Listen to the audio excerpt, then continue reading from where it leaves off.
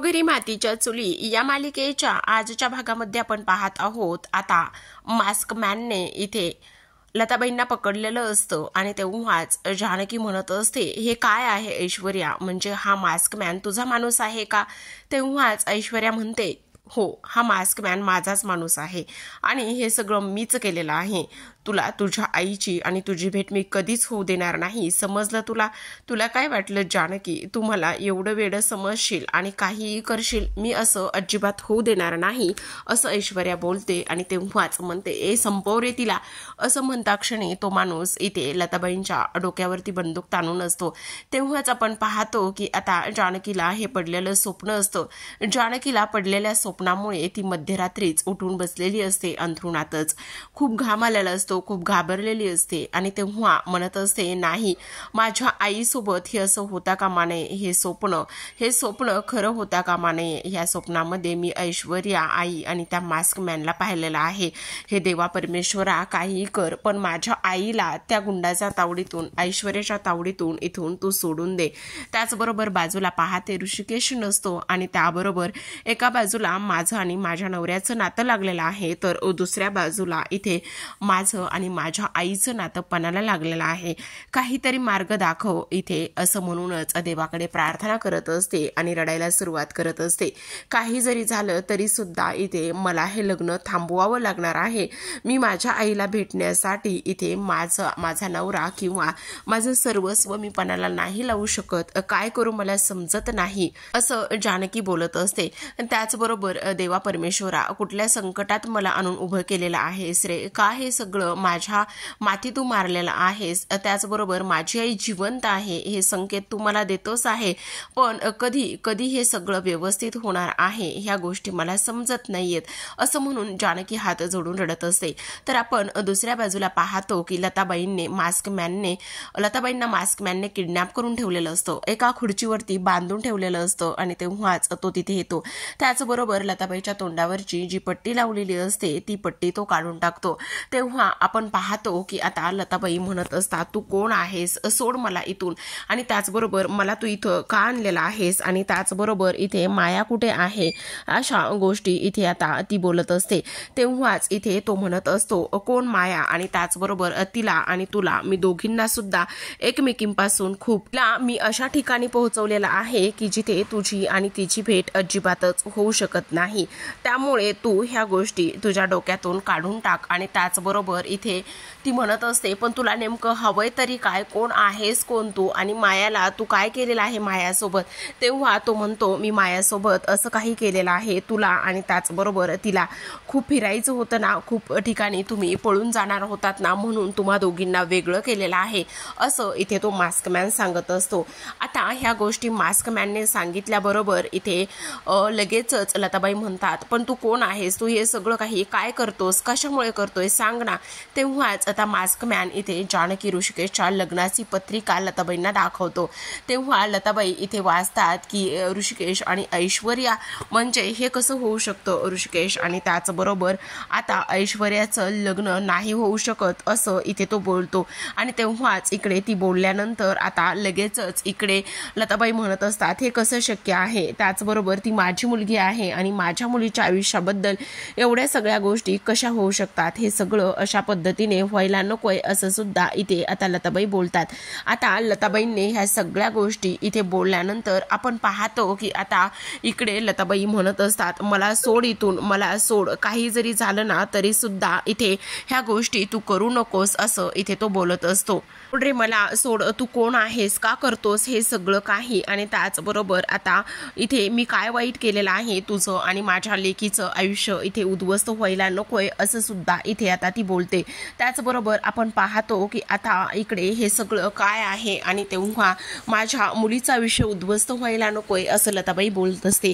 तर आपण इकडे दुसऱ्या बाजूला पाहतो की आता इकडे जानकी रणदिवेंच्या घरामध्ये खूपच तयारी सुरू असते। म्हणजे आपण पाहतो की आता इकडे सगळेजण खूप आनंदात असतात, आजी तर नाचतच असतात, हे चला पटकन लग्न मुहूर्ताची वेळ टळायला नको, सगळं काही व्यवस्थित झालं पाहिजे, इकडे डेकोरेशन करा, तिकडे डेकोरेशन करा, हे करा ते करा म्हणून आजी नाचतच असतात. हे झालं का ते झालं का म्हणून वैतागत असतात. त्याचबरोबर इकडे आता सुमित्रा आणि त्याचबरोबर अवंतिका बोलत असतात. अवंतिका सुमित्राला म्हणते, मला तर टेन्शनच आलेलं आहे. आजी तर बघा ना, असा आनंदाचा सोहळा असल्यागतच सगळं काही करतायत. आणि आई तुम्हाला एक गोष्ट सांगू का, ऋषिकेश दादा आतून सुद्धा खूप जास्त नरम पडलेले आहेत. ते सगळं काही चेहऱ्यावर दाखवत नाहीयेत, पण तरी सुद्धा बघा आले दोघं असं म्हणूनच आता दोघी इथे बोलत असतात.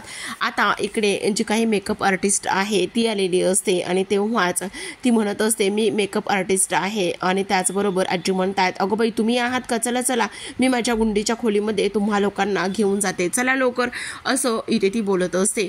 त्याचबरोबर आपण पाहतो की आता ऋषिकेशच्या लग्नाचा ड्रेस सुद्धा आलेला असतो आणि तेव्हाच तो म्हणत असतो, हा ऋषिकेशच्या लग्नाचा ड्रेस आहे, घ्या पटकन, असं म्हटल्यानंतर इकडे आता लगेचच आजी म्हणत असतात, बाई ग माझ्या ऋषिकेशच्या लग्नाचा ड्रेस सुद्धा आलेला आहे. त्याचबरोबर इथे आता ही कोण पार्लरवाली आलेली आहे ना, आणि ही कशासाठी आलेली आहे ते काय आहे ना आजी, माझा चेहरा लग्नासाठी इथे ग्लो केला पाहिजे ना, म्हणूनच मी इथे तिला बोलवलेलं आहे आणि त्यामुळेच इथे ती आलेली आहे. ह्या सगळ्या गोष्टी आता ऐश्वर्या सांगते.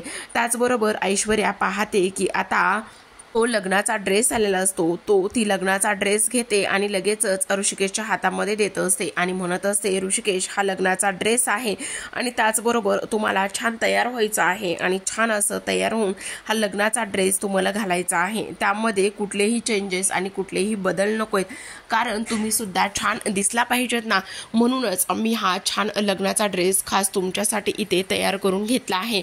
पटकन तुम्ही रेडी व्हा आणि त्याचबरोबर छान तुमच्या चेहऱ्यावरती ग्लो सुद्धा केला पाहिजे, असं आता इथे ती बोलत असते. त्याचसोबत आपण पाहतो की आता इकडे मात्र ह्या लोकांना थोडासा त्रास होत असतो.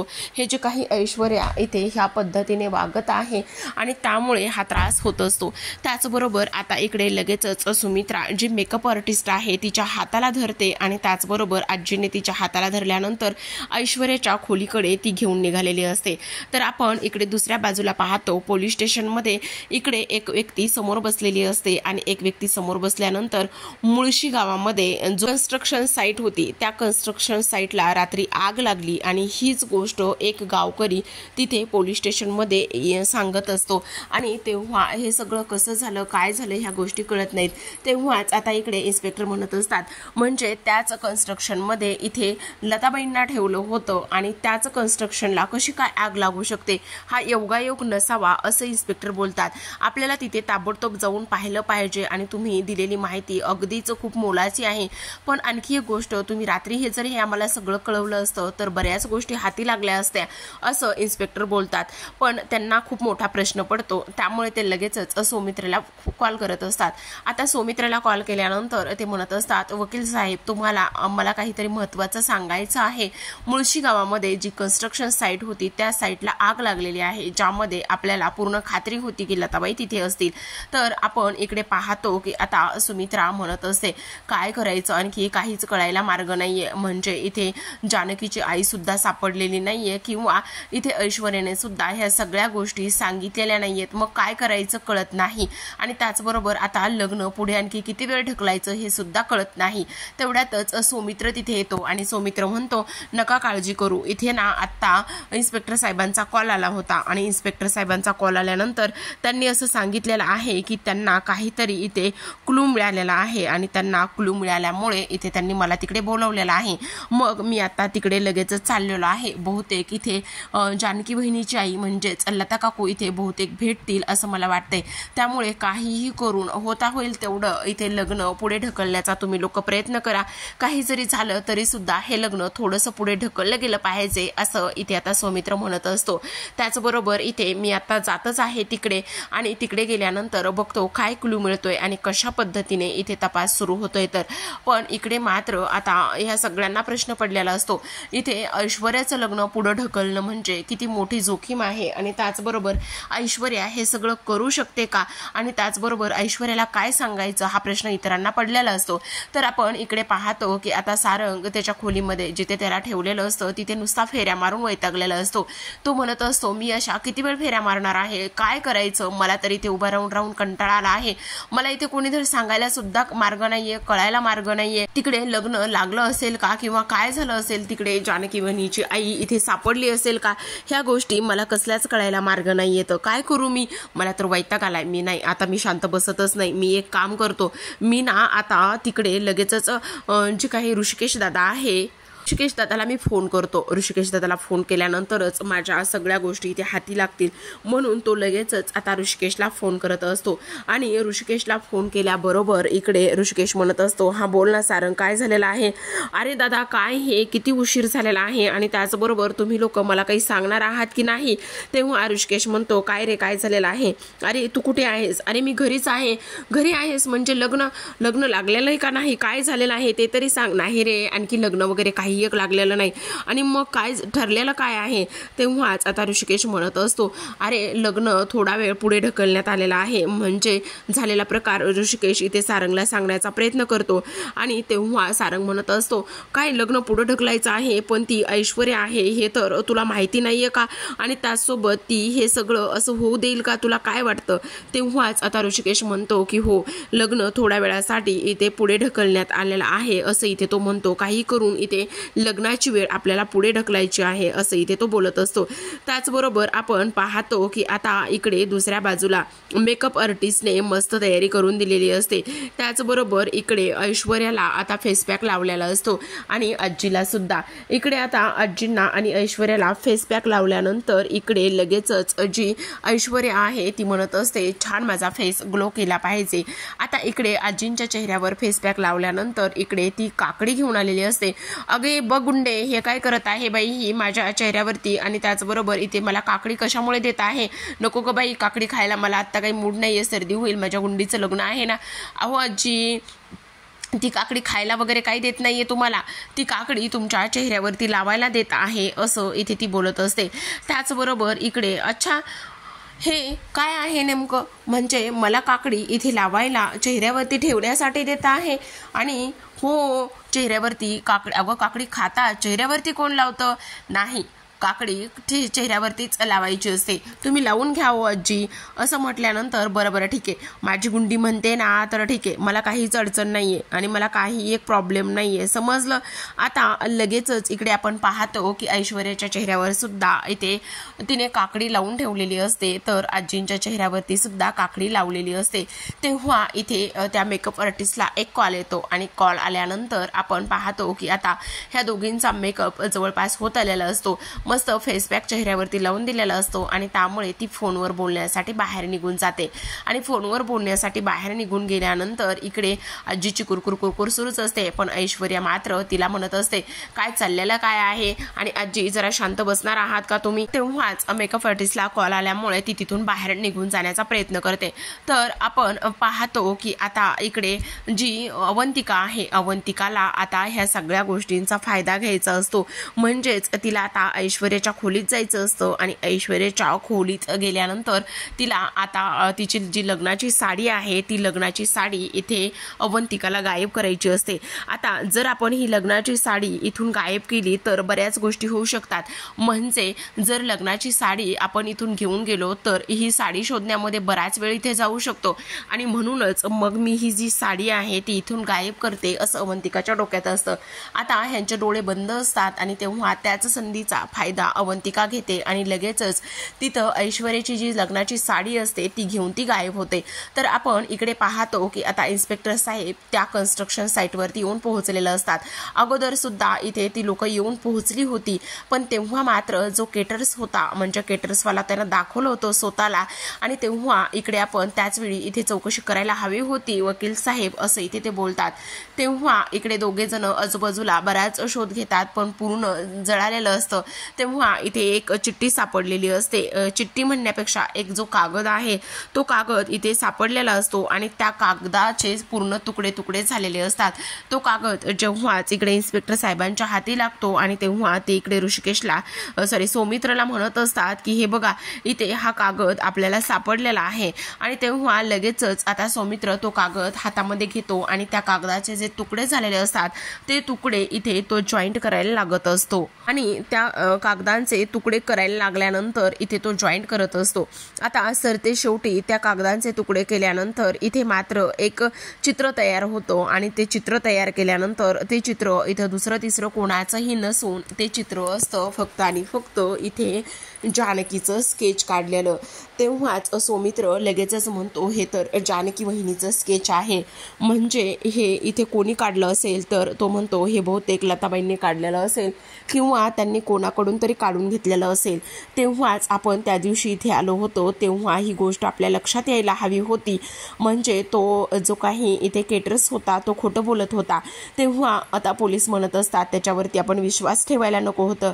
जेव्हा त्याच्या हाताला थोडंसं रक्त लागलेलं होतं तेव्हा मी त्याला विचारलं होतं हे काय आहे म्हणून, आणि तेव्हा सरळ सरळ त्याने इथे बहुतेक खोटं बोललेला असावा. तेव्हाच आता इथे सौमित्र म्हणत असतो, हो मला सुद्धा अगदीच बरोबर वाटत आहे, कारण इथे मला तेव्हाच त्याच्यावरती संशय आला होता, पण आपण इथे निष्काळजीपणा आपल्याला नडला बहुतेक असं इथे तो बोलतो. तर आपण इकडे दुसऱ्या बाजूला पाहतो. आता ऐश्वर्याने तिचा फेसपॅक काढलेला असतो, त्यासोबत आजीने सुद्धा फेसपॅक काढलेला असतो. आता ऐश्वर्या म्हणत असते आता ना मला छान दिसायला हवंय, त्याचबरोबर आता चेहरा मस्त ग्लो करत आहे. तेव्हा आजी म्हणतात हो ग खूपच छान दिसत आहेस. आता मेकअप आर्टिस्ट म्हणत असते मॅडम तुम्ही एक काम करा, तुम्ही ना अगोदर साडी नेसून घ्या, मग मी तोपर्यंत साडी नेसून झाली की मग मी तुमचा मेकअप करून देते, तोपर्यंत तुम्ही साडी नेसा. तेव्हा ऐश्वर्या तिची साडी इकडे तिकडे शोधण्याचा प्रयत्न करते, पण तिला तिची साडी इथे सापडतच नाही आणि साडी कुठे गेलेली आहे हा विचार तिच्या मनामध्ये येतो. आणि तेव्हा लगेचच आजी इथे मेकअप आर्टिस्टवालीला त्या म्हणत असतात काय गे चोरटे हरामखोर, आमच्या इथे डोळ्यावर काकड्या ठेवून साडी चोरलीस. तेव्हा ती म्हणत असते ओ मॅडम तुम्ही काय बोलताय, हे सगळं काही तुमची हिंमत कशी झाली असं सगळं काही बोलण्याची, आणि काय हो माझ्यावरती कसले आरोप करताय तुम्ही.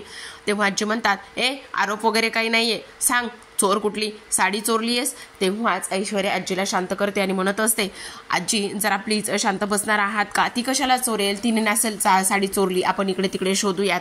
आता इकडे ती म्हणत असते ओ हे बघा तुम्ही जर असले आरोप माझ्यावरती करणार असाल ना तर मी तुमचा मेकअप वगैरे काही करणार नाहीये, मी आत्ताच्या आत्ता इथून निघून जाईल आणि मग बसा बोंबलत. असं म्हणूनच आता मेकअप आर्टिस्टने सरळ सरळ तिला धमकवलेलं असतं. तेव्हाच आता ऐश्वर्या तिला म्हणते काय बोलतेस तू, असं कोणी बोलतं का. आता इकडे ती म्हणत असते असं कोणी बोलतं का म्हणजे, मग बोलू नको तर काय करू, बघा ना ह्या माझ्यावरती सरळ सरळ इथे चोरीचा आरोप करत आहेत आणि सरळ सरळ माझ्यावरती चोरीचा आरोप केल्यानंतर मी काय शांत बसणार आहे का, नाही मी अजिबात शांत बसू शकत नाही, समजलं तुम्हाला.